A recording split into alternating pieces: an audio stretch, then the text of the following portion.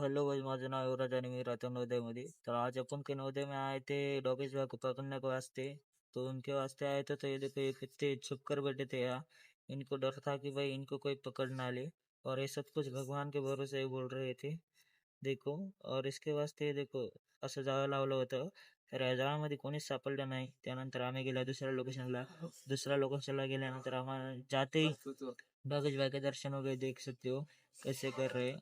और उनको देखते हुए बहुत मजा आ रहा था हमें.